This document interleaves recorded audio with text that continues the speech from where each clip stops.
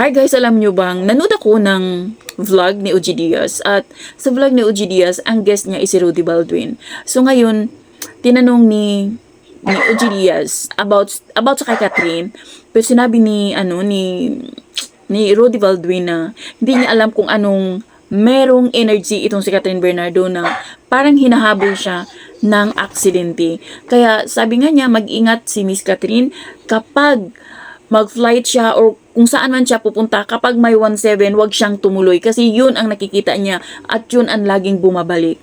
So dito naman tayo sa love life ni Catherine Bernardo. Kasi tinanong nga ni OG Diaz kung anong nakikita niya pagdating sa pag-ibig ni Catherine.